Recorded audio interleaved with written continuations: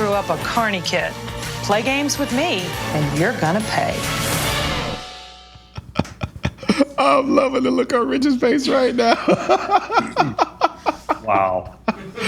Oh, you thought we were going to help get you more shit? I thought that was a commercial. I thought, how did that happen? Got jammed. Yeah, well, there you go, folks. That's Rich's lovely girlfriend, Leanne, on the Real Housewives of Dallas. She's carny. So,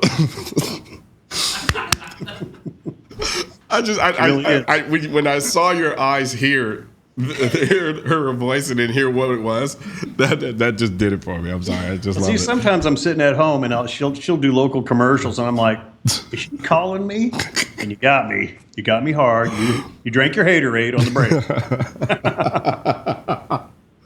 So so now with that being said, how is life, like reality life, like when you're a part of something like Housewives of Dallas? Whew. I'll tell you, editors are predators. Okay. A lot of people will see. There was a scene last year I'll tell you about. We were sitting over there at Sear on top of the Anatole, having a nice dinner, because I don't go to the parties or anything like that because I'm a police officer and I'm not going to get a bottle of champagne broken over my head and not do something about it. So we went to dinner one night, and it was a long dinner. It's TV, and we're going back and forth. And at one point she asked me, did I love her? And I said, of course, I love you. She said, are you going to marry me? Because I've been dating her for quite a while. Yeah. And I said, of course. I get married all the time. I've been married a few times. That's funny. Thank you. They cut that. But well, that's because I'm an egotistical male. So after about an hour sitting there and shooting, they said, does anybody need anything? Let's take a break. And I said, I need to go to the restroom. And they said, oh, it's around out by the elevators. And I said, okay. And I stood up, threw my napkin down, and walked out of the restaurant. And it got cut just like this. Rich, I love you. Will you ever marry me? Threw down my napkin, walked out. Shut up. Are you serious? They edited it so well. She had a glass of wine. She even went, whatever. And she was talking about our dog when she said that. So when I saw the editors at one of the previews, I said, don't you ever do that again. Because I had a woman stop me at North Park Mall. She said, why are you being so mean to Leanne? Oh, my God. Editors are predators, and they see it, and it must be real. Thanks for that heads up, man, because when I start this noir reality show, which will never happen. I think there might be one out there. I don't know, man. When you tell me stuff like that, I see some of the stuff they're able to do, and I'm like, God, if they did not like me. And that's the stuff I expected them to do on Dallas SWAT, which they never edited me poorly there, But boy, Real Housewives is a different ball game. I'm real careful. Hey, yeah, I've seen a couple of episodes. Boy, not on purpose, but I've seen. I know somebody else left it on that channel, right? Yeah, I kind of sat down a little bit, and I got sucked in. But it is what it is. It's a great franchise. Hey, I'm not mad at it. Really funny to watch. Ours is fun to watch because I know all these girls. Yeah, well, maybe I might have to make a cameo. Absolutely. Done deal. So, now let's talk about guns a little bit. You have you been keeping up with shooting? And then if so, how do you go about doing that now? Are things a little bit more deliberate? Or are you a little more leisure with it? I'm more leisurely with it. I'm not, it's a perishable skill, as you know. Yeah. So I'll dry fire quite a bit. And I'll hit the range, or friends will ask me to go to different gun ranges and just teach them how to shoot, or their spouse how to shoot. And I love teaching. Yeah. But I'm not pulling the trigger that much. So I have to force myself to go, okay, I need to go shoot myself. But I do enjoy teaching it. And gotcha. People get comfortable with it, and it's fun for me. But I shoot fairly often. Really often. And I will say this, though. One of the things that will probably keep me in Dallas for a very, very, very long time is there's a lot of good shooting in Dallas. What'd you say? Your parole officer? Well, there's. Got to stay in the same county? What are you doing with firearms anyway? I'm sorry. I'll quit being a cop. I got that expunged, man. You're just messing everything up. Sorry. I'm kidding. I'm dealing with the side inspection here. I'm not supposed to be able to laugh. Worry. So Dallas has a lot of great places to shoot. And that's one thing I will say about Dallas. The shooting here is awesome. It is. I'm from Houston, and I love Houston. The shooting sucks.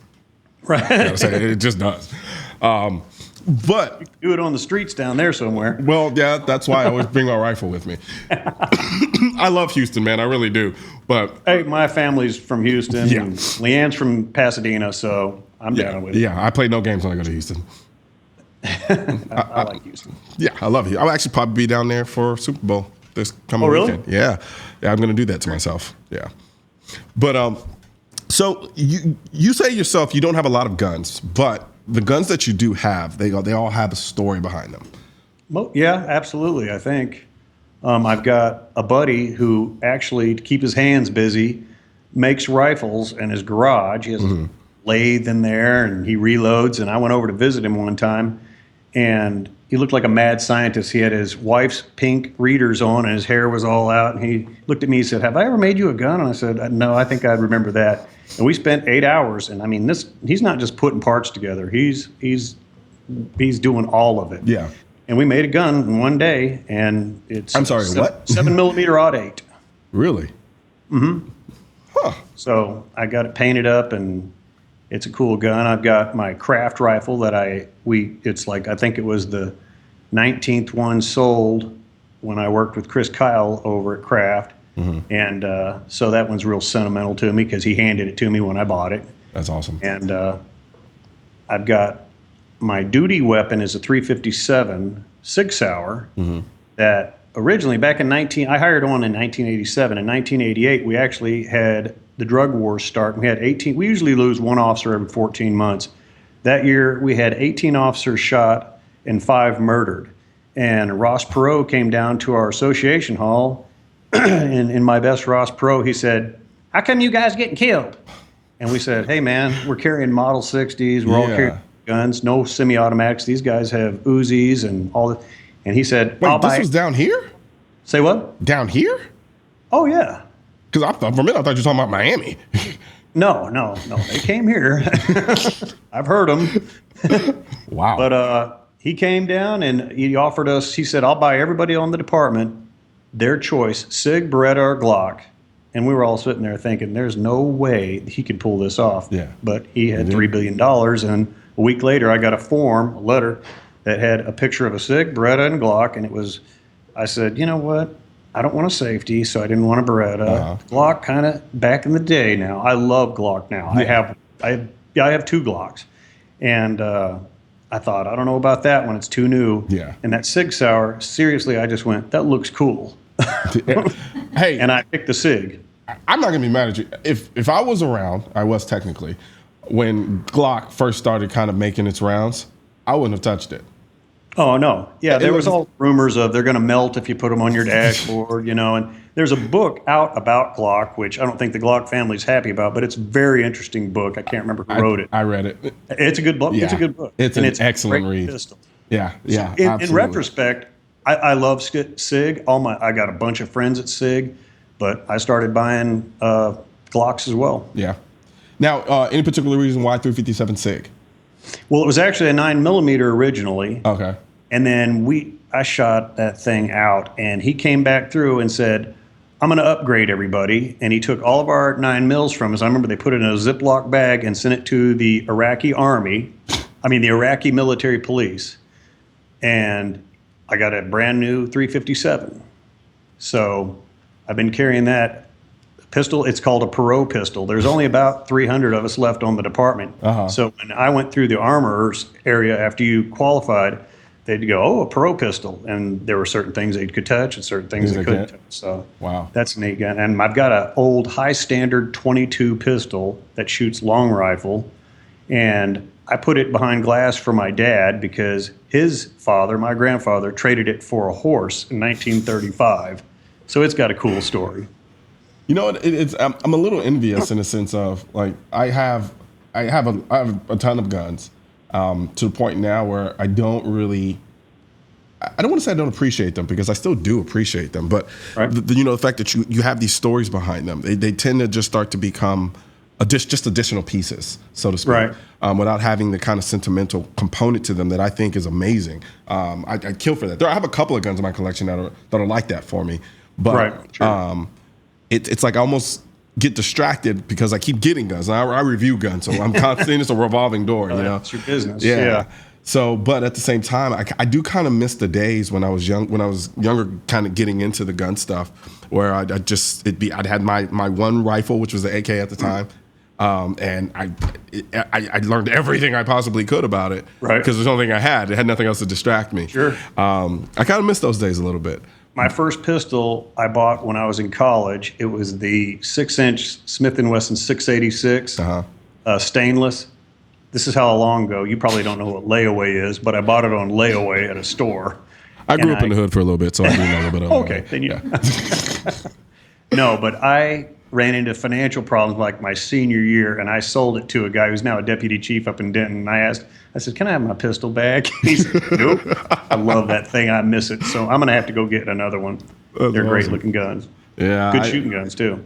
Yeah, I have a couple of guns myself that I regret getting rid of. I know. And they were like the first go-rounds. But I never knew to get to this. I thought this was just going to be something that was, but yep. It's for people who don't quite understand it, that when you have a story behind a gun, it really means that much more. Sure. I've got a little SIG 380 P230 that I carried when I worked undercover in narcotics, because it was small and light. And man, I look at that thing and it was blue steel. I wish I would have got stainless all. I sweat on it and wore it out. I need to re-blue it, but it's got a lot of memories behind it.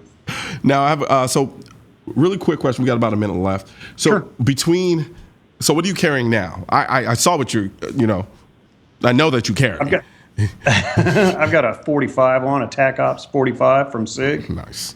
And I was up at their shop in Exeter, and I'd done some TV stuff with them, and they gave me a pretty good discount, and I'd always wanted a 45. Yeah, really? Why? I don't like buying ammo for them. I don't think anybody does. As a SWAT guy, I hate to say it like this, but I've never had to pay for it. And the first time I paid for ammo, I was shocked. It was sticker shock, right? Yeah, you picked the worst caliber. Good job with that. Yeah, I mean, come on. And finding 380 sometimes is even difficult. What is 380? So, 380 ammo. What's that? Just finding the ammo. I'm just messing with you. Oh, stop it. Really? Okay, it's on now. Taking my gloves off. I'll get you on Real Housewives. Hey, have at it, man. Have at it. But no, man. But no, it was a pleasure, man. Hey. And I had a great time. Hey, you're local, so make sure you're back. I'm around. Hey, let's do it. I'm available. Absolutely. Thanks a lot, Rich. It was a pleasure. Good talking to you. Take care. Coming up next, we're talking live to hunting star Melissa Bachman, so stay with us.